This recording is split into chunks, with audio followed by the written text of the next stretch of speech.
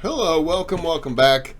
I am Christopher Stund, and this is a donated request from Mohamed, library chat number 15, Napoleon's 1798 invasion of Egypt and the ushering in of modernity. I'm going to keep saying that word because I was calling it modernity.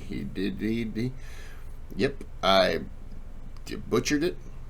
So, we're going to go ahead and jump right into this. Before we do, there's a thanks button on the channel. You can donate. You don't have to. Subscribe, but you don't have to. But it is mandatory. And thumbs up. You don't have to. It does help me out, so it's mandatory. And video. Okay, so I'm going to finish off the next year and a half in 2 minutes. In the next year, a number of key battles were fought in the Sinai Peninsula and in Syria. The Ottomans really did try hard, and perhaps they were close to succeeding, but in the end, Napoleon managed to delay the main assault and was, if not victorious, at least repelled the attacks of the Ottomans, and he returned to Cairo with great fanfare. A pompous ceremony was held in July of 1799. So we're fast forwarding a full year, and Napoleon came back a victor. However, there were too many problems happening. Low troop morale, lots of troops dying from diseases. The plague, there was a huge outburst of plague during this time frame. The locals as well were constantly killing the soldiers. Attrition. There are stories of things falling from the sky from houses and whatnot and killing the soldiers anonymously. It is even said women were used to lure men, soldiers, and then kill them and leave them in the streets.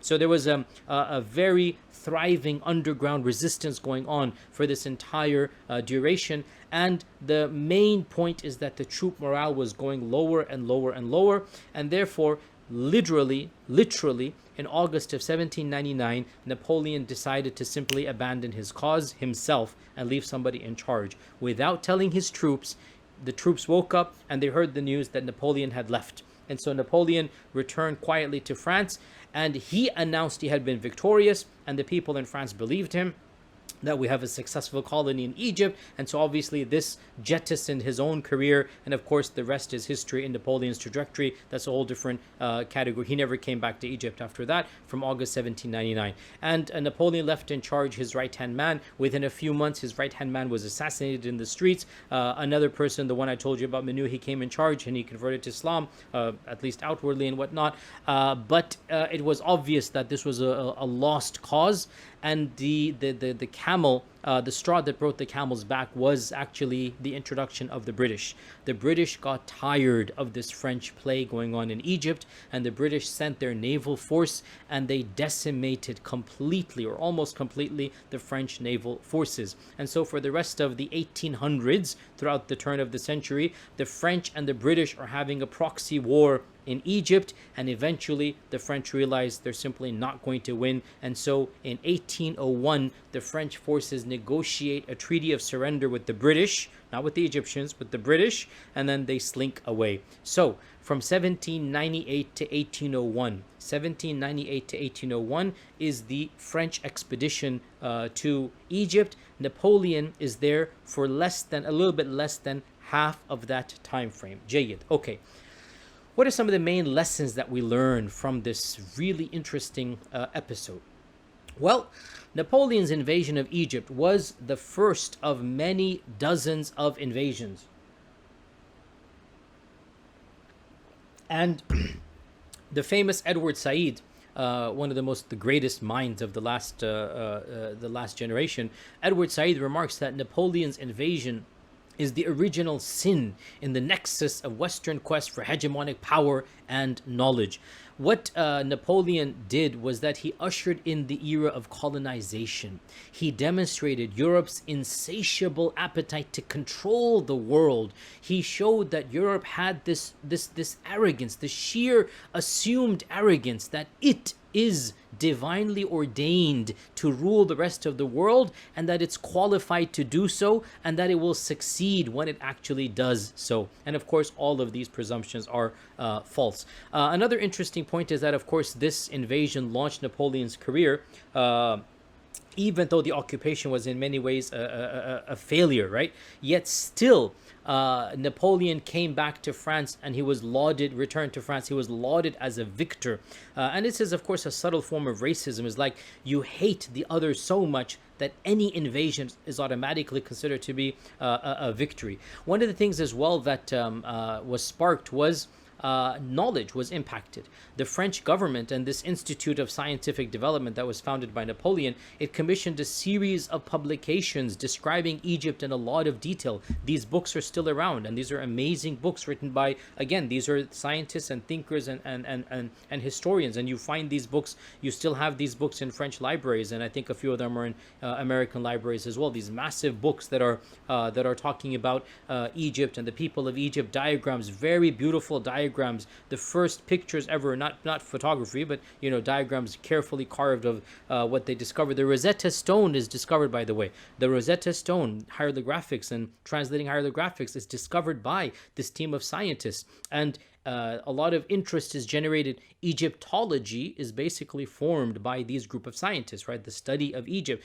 Also, Orientalism, the study of Islam, I'm not going to say it was invented by them, but it reaches a new level with these thinkers, and they're writing about Islam, and they're talking about the Muslim world. Another thing that this invasion demonstrated, as we mentioned already, is the disparity of technologies, is the wide gulf of knowledge, of all types of knowledge between the East and the West, of warfare and of the sciences and of anything really. The West really has, by the 1790s, it's very clear which of the two civilizations is superior in terms of technological achievements and in terms of scientific developments. And again, there's no better demonstration of this than the actual battles taking place. On the one side, you have scimitar and swords and ancient muskets, and on the other side, superior cannons and weaponry and training. There is simply no comparison. Also, one of the most important points of this invasion is the printing press, and I've already mentioned the ironies of its introduction. And by the way, because of this, it's no surprise that Egypt in particular became the center of Muslim printing and of Arab printing, and especially in the Bulaq region, where the Bulaq printing press became the first or the most famous of the earliest printing presses. Also, one of the things that we see in this invasion is the Muslim land becomes a proxy for greater superpowers to battle it out. It is so ironic that this would not be the last time that two superpowers are fighting in Muslim lands using Muslim resources and killing Muslims as a part of their battles. The French and the British had it out in Egypt, and 200 years later, America and Russia would have it out in Afghanistan and in so many other places. Superpowers don't get involved in other countries out of a sense of goodness. No, they want their share of the pie. And the British got involved because they hated the French. But as soon as the French left, the British now had direct control over Egyptian authorities. And in a few decades after this, the British literally ruled over Egypt until the 1950s and the Suez Canal incident. You can read your history over there. One of the repercussions of this invasion as well was that Napoleon's invasion of Egypt, ironically, actually launched Egypt from becoming one of the most backward and socioeconomically deprived lands of the Muslim world to, relatively speaking, becoming one of the intellectual and cultural capitals of the Arab and Muslim world, the center of attention. So much so that a past US president intentionally chose Cairo to make an address when he wanted to show that he's building bridges with the Muslim world. The effects of this invasion directly catapulted Egypt to its current status of being a center of Arab and Islamic civilization. And again, this all happened as a result of Napoleon's invasion. Why? And again, that's a whole different history, but that is because the Ottomans sent a brilliant Albanian general by the name of Mohamed Ali Pasha, who initially was sent to kick the French out, but the French already left anyway. He did help a little bit in this regard,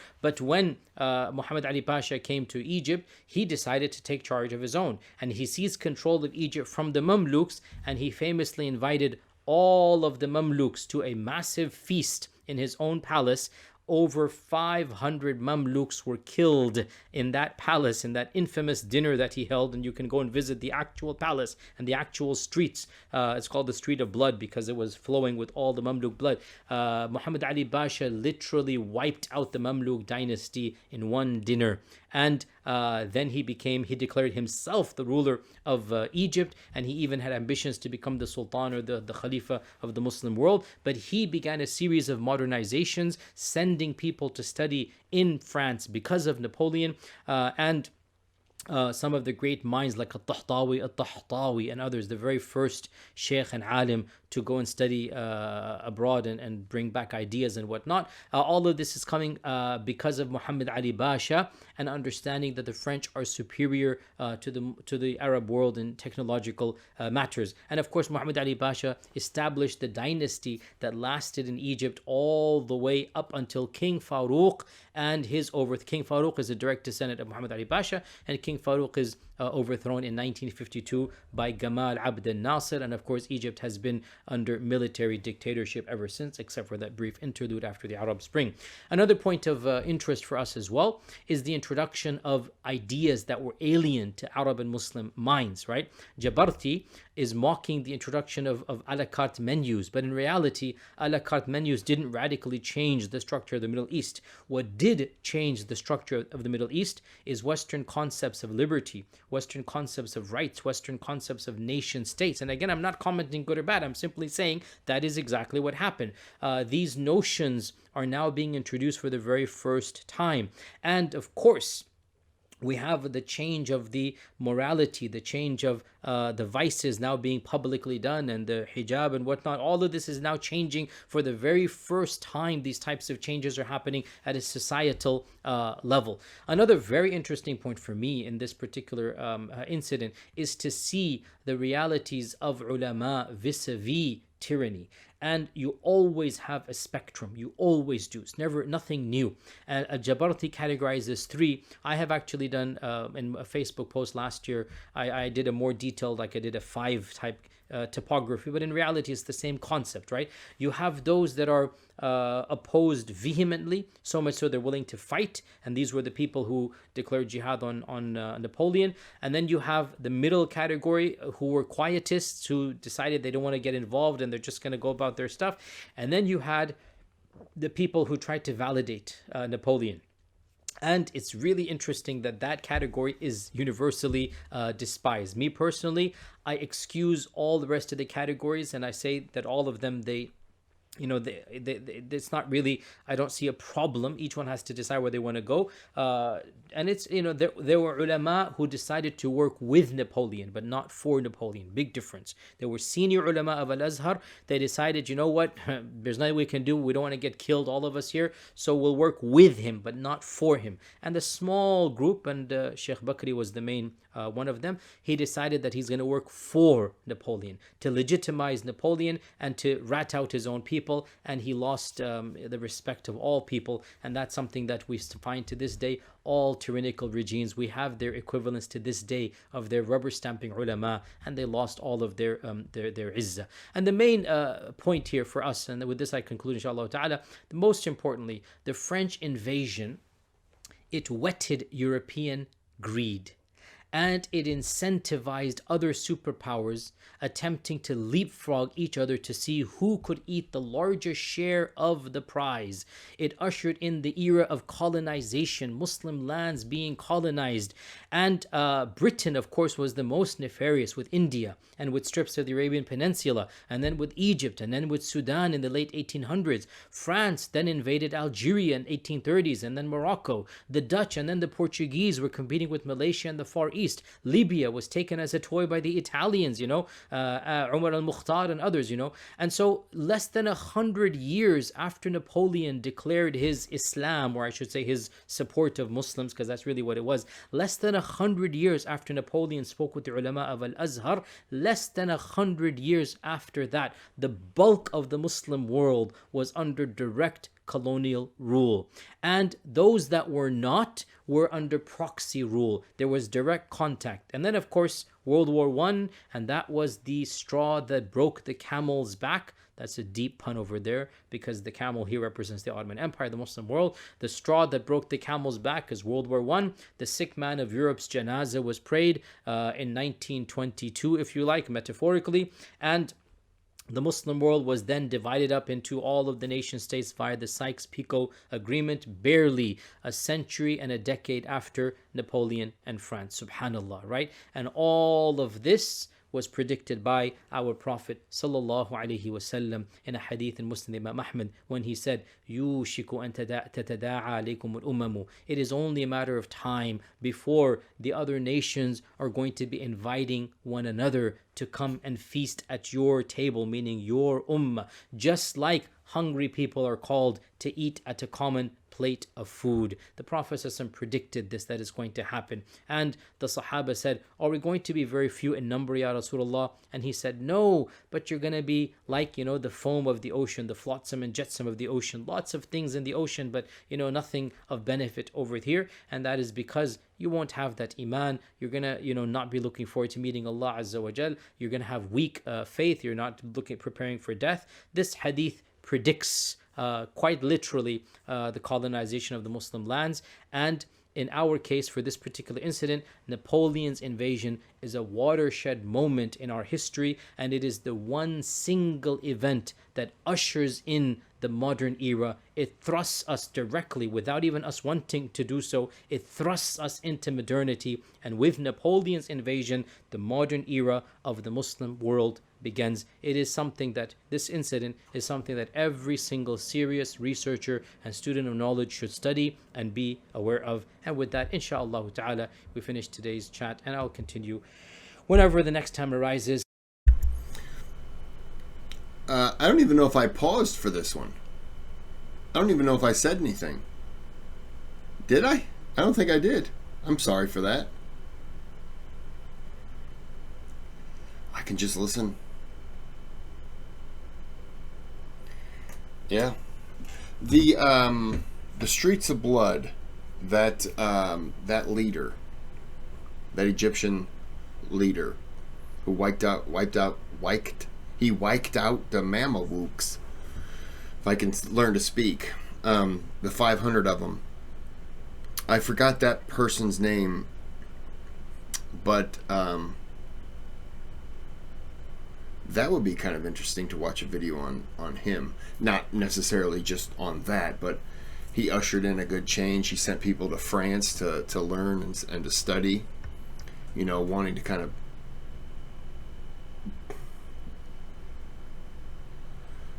my dogs, wanting to kind of build up and stuff like that. I think he'd be a pretty interesting one. I don't even remember his name. Somebody else will. You guys know this more than I do. Okay, well, I have to end this here because it's like 7:15 and I'm getting tired. And I only need to make 11 videos a week, and I've made 14 so far, and I got to make a little bit more tomorrow. I'm behind on my donated requests. So